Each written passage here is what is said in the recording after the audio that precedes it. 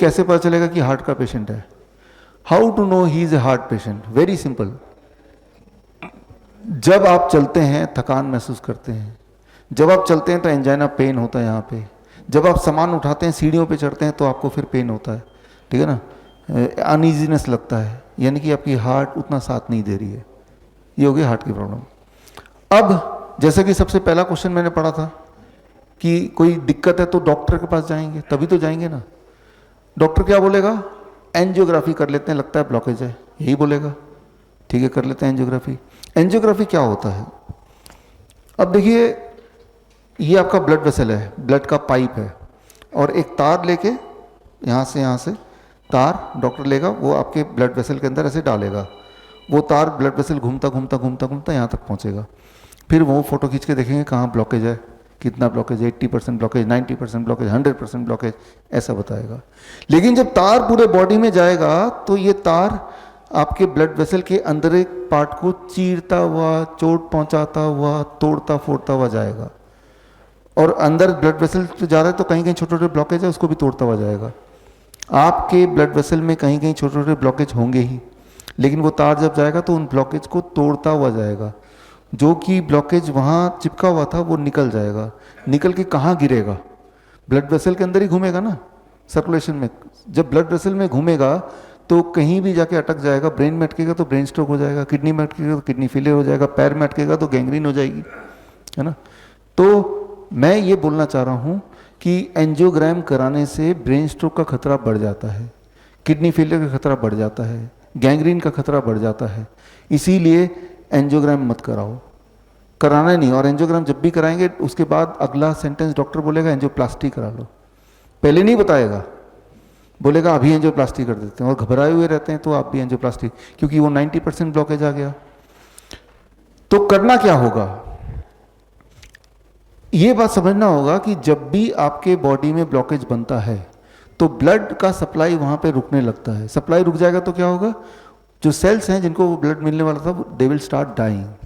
वो हार्ट के सेल अगर मरेंगे तो उसे हार्ट अटैक बोलेंगे, किडनी के सेल मरेंगे तो किडनी फेलियर बोलेंगे, राइट। इस तरह से अलग अलग बीमारियां बनती हैं कारण से में कि वहाँ पे सप्लाई नहीं पहुँच पा रही है।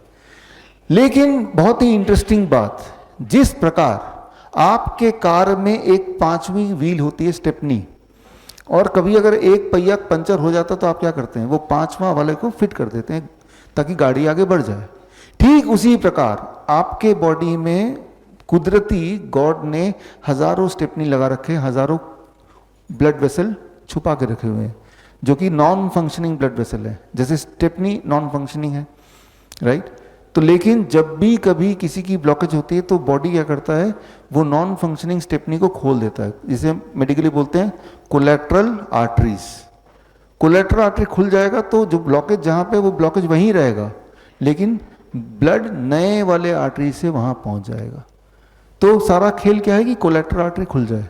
कोलेट्रल आर्टरी कैसे खुलेगा? वही time as medicine, food as medicine and 0 volt medicine. कितना टाइम लगेगा? 1 महीना लगेगा, हर दिन थोड़ा थोड़ा खुलेगा।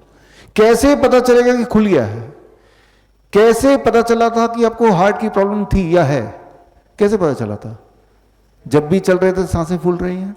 आपके उम्र के लोगों के कंपैरिजन में आप ज़्यादा थक जाते हैं, आपको चेस्ट पेन होने लगता है, भारी सामान उठाते तो तब अनईजीनेस फील होता है। 1 महीने बाद आप देखेंगे वो सब गायब हो गया।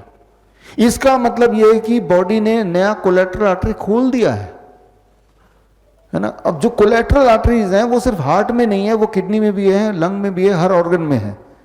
लेकिन जब आप ये तीनों मेडिसिन लेंगे जो आप ले रहे हैं, time as medicine, food as medicine, 0 volt, तो पूरे बॉडी के कोलेट्रल आर्टरीज साथ साथ ही खुलते जा रहे हैं। तो इस तरह से जो कोलेट्रल आर्टरीज एंजियोग्राम करते वक्त दिखते भी हैं, लेकिन डॉक्टर नहीं बताएगा कि आपका कोलेट्रल आर्टरी खुला हुआ है। डॉक्टर ये बताएगा कि आपके तो तीनों आर्टरी ब्लॉक्ड हैं। अगर तीनों आर्टरी 100% ब्लॉक्ड हैं तो इंसान जिंदा कैसे है? अक्सर आप देखेंगे कि ऐसे लोग मिल जाएंगे जिनको डॉक्टर ने बोला है कि आपके तीनों मेन आर्टरीज बंद हो गए 100%, लेकिन वो तो जिंदा है, क्योंकि उसके बॉडी ने कोलेट्रल आर्टरी को खोल दिया है। इसीलिए जब किसी को हार्ट अटैक होता है वो मरता नहीं है अक्सर। क्यों नहीं मरता है? क्योंकि बॉडी ने नए आर्टरी खोल दिए हैं, इसलिए इसे कहते हैं कोलेट्रल आर्टरीज। तो कोलेट्रल आर्टरी को पहले ही खोल दो। कैसे खोलना है? वही 3 medicine, time, food and 0 volt. Collateral artery खुल गए। यानी कि हार्ट की समस्या खत्म। समस्या खत्म कैसे पता चलेगा? I repeat, symptom will vanish. तो सिम्टम पे जोर रखिए।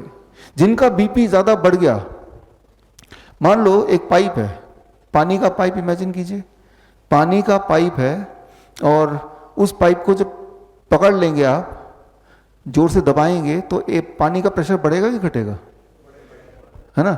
जितना डायमीटर को घटाते जाएंगे उतना पानी का प्रेशर बढ़ता जाएगा। ठीक उसी तरह से आपका ब्लड वेसल है, ब्लड वेसल में जब ब्लॉकेज होता जाता है तो उसका डायमीटर क्या होगा? तो ब्लड प्रेशर क्या होगा? बढ़ेगा ना। लेकिन जब नए आर्टरी खुल जाएंगे तो ब्लड नए रास्ते से पास होगा तो ब्लड प्रेशर घट जाएगा। यानी कि 1 महीने के अंदर आप देखेंगे कि ब्लड प्रेशर नॉर्मल हो गया। 1 महीना छोड़िए, 3 दिन में नॉर्मल हो जाएगा। कल आप में से जितने लोग ब्लड प्रेशर की दवाई ले रहे हैं, कल तक मैं उम्मीद करता हूं उनमें से काफी लोगों का ब्लड प्रेशर घट जाएगा बिना दवाई के। यानी कि कोलेटरल आर्टरी खुल चुके। तो कोलेटरल आर्टरी तो है ही ऑलरेडी, खुलने में ज़्यादा टाइम नहीं लगता। स्टेपनी तो ऑलरेडी है, सिर्फ पानी से आपने खोला, स्टेपनी आ गया हाथ में। तो कोलेटरल आर्टरीज खोलने के लिए जो टूल है, वो टूल क्या है? Time as medicine, food as medicine and 0 volt medicine. इस तरह से आप अपने आप को ठीक कर सकते हैं। बड़ी से बड़ी बीमारी का आसान से आसान इलाज घर बैठे ही हो सकता है। अधिक जानकारी के लिए कांटेक्ट करें nearest doctor BRC clinic @ home.